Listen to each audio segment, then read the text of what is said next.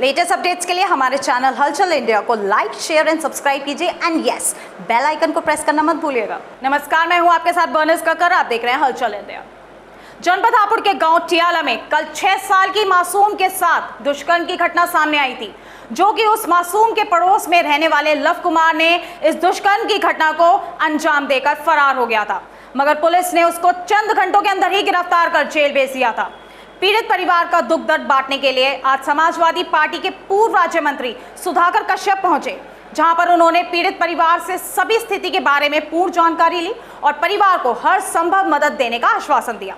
पूर्व राज्य मंत्री सुधाकर कश्यप ने कहा, लखनऊ से राष्ट्रीय अध्यक्ष अखिलेश यादव जी का मैसेज इस घटना को संज्ञान में आने के बाद तुरंत भेजा है कि पीड़ित परिवार से जाकर मुलाकात की जाए। और कल हापुड़ में एक 6 साल की बच्ची के साथ दुष्कर्म की घटना सामने आई थी, जिस पर आज सपा सरकार के पूर्व राज्य मंत्री सुधाकर कश्यप जी उन्हें संवेदना और सहनशीलता देने आए हैं। जी सर, जैसे कि 6 साल की बच्ची के साथ ये दुष्कर्म हुआ है, क्या कहना चाहेंगे इस पर आप? देखिए, ऐसा है कि उत्तर प्रदेश में जंगल राज कायम है। ये हम नहीं कह रहे हैं कि सुप्रीम कोर्ट कह रही है। कई बार सरकार पर चिन्ह उठा चुकी है, हाई कोर्ट, सुप्रीम कोर्ट भी।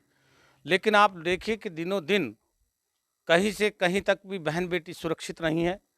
आज प्रदेश भर की, देश भर की जनता बेटी पढ़ाने के चक्कर में नहीं लग रही है, बेटी बचाने के चक्कर में लग रही है। दिनों दिन आए दिन घटनाएं हो रही हैं और उत्तर प्रदेश की ये गूंगी बहरी निकम्मी नाकारा सरकार आंखों पे पट्टी बांधे रखी है। मैं ज़्यादा बात इसमें नहीं कहना चाहता हूं।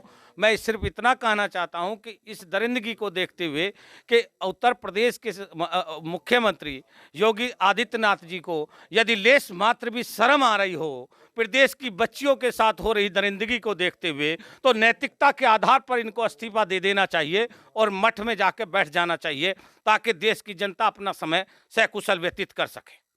कश्यप जी, जैसे आप कह रहे हैं कि ये गूंगी बहरी सरकार है, सरकार तो आती जाती रहती है, मगर फर्क पड़ता है केवल गरीब इंसान को।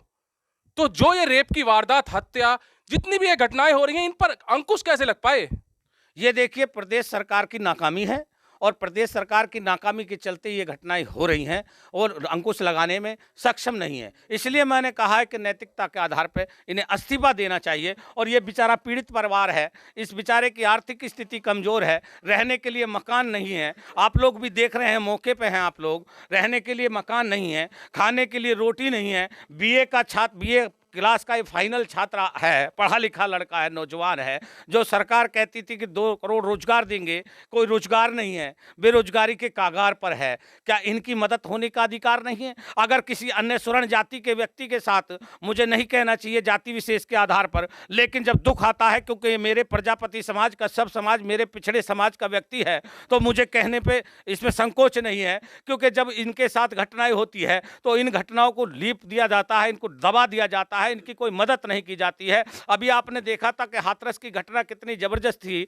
उसमें माननीय अखिलेश यादव जी ने अपना प्रतिनिधि मंडल भेजा तो उजागर हुई, और उजागर हुई तो उस परिवार को लाभ भी मिला, उस परिवार को सारी सुरक्षा रक्षा मिली। अगर कोई लखनऊ में अगर किसी पंडित के साथ घटना होती है, 50 लाख रुपए की आर्थिक मदद हो जाती है, सरकारी नौकरी, सरकारी फ्लैट मिल जाता है, तो मैं चाहता हूं कि इस सरकार से कि इस गरीब परिवार की मदद हो, क्योंकि ये प्रजापति समाज का व्यक्ति है, एक पिछड़ी जाति का व्यक्ति है। अगर इनकी भी मदद होगी तो बड़ा अच्छा होगा। आरोपियों पे पोस्को लगाई जाए, आरोपियों के खिलाफ विधिक कार्रवाई हो, और इनकी रक्षा सुरक्षा के लिए भी यहाँ कोई व्यवस्था नहीं है। आप देख रहे हैं। कश्यप जी, एक अहम सवाल है, सभी पार्टियां एक जातिवाद को लेकर क्यों चल रही हैं? सबसे पहले ये गरीब है, उसके बाद प्रजापति है, पंडित है, या जो भी जाति है, सभी पार्टियां जातिवाद को लेकर क्यों चलती हैं? नहीं, हमारी पार्टी को जातिवाद को लेकर नहीं चल रही है। हमारी पार्टी लोहियावादी है, हम लोहियावादी जी के लोग हैं, और हमारे यहाँ पार्टी के जाति के विशेष नहीं आता है। हमारा सिर्फ एक उदाहरण ये वास्तविकता का देने का उचित बना कि जो वास्तविकता, जो सरकार, मौजूदा सरकार जातिगत के आधार पर जो कार्रवाई कर रही है, जातिगत के आधार पर लोगों को मान सम्मान, उनकी रक्षा सुरक्षा कर रही है। इसलिए मुझे उस सरकार की आंख और उसके कानों तक आपके माध्यम से आवाज़ पहुँचाने के लिए अपनी जाति बताने का कष्ट किया है मैंने अननेसेसरी। हम जाति वाति के आधार पर नहीं, हम गरीब परिवार से हैं और गरीब व्यक्ति हैं। हम लोग एक ही गरीब परिवार से आते हैं, इसलिए हमने गरीबी की अपनी बात रखी है।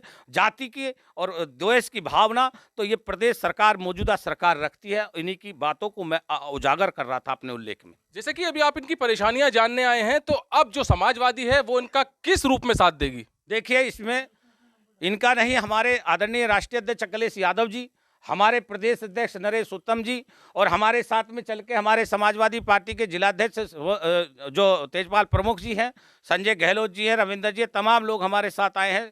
संजय गर्ग जी भी हैं, कोषाध्यक्ष हैं। ये सभी लोग जो आए हैं, हमारी समाजवादी पार्टी के नेता आदरणीय अखिलेश यादव जी, प्रदेश अध्यक्ष नरेश उत्तम पटेल जी, हम लोग समस्त लोग पार्टी के हर संभव मदद करने का काम इन लोगों का करते हैं और वही मदद हम इन लोगों की भी करेंगे। पार्टियां तो आती जाती रहती हैं, मगर एक गरीब के साथ जो परेशानियां चल रही हैं, जैसे कि अभी 6 साल की मासूम के साथ दुष्कर्म का मामला सामने आया है, अब इसकी सुनवाई कौन करेगा? हालांकि उस पीड़ित पर जो दुष्कर्म किया गया है उसका आरोपी गिरफ्तार कर लिया गया है। संगीन धाराएं जो कि उसने की हैं वो उस पर लगा दी गई हैं, मगर समाजवादी पार्टी के आज पूर्व राज्य मंत्री सुधाकर कश्यप जी आए हैं, जिन्होंने उनका पूर्ण रूप से समर्थन करने का वादा किया है। कैमरामैन सुनील के साथ सुशील शर्मा, हलचल इंडिया। परिवार की हर तरह से संभव मदद की जाए। सुधाकर कश्यप ने वहां पर सभी मौजूद गांव वालों के सामने आश्वासन दिया।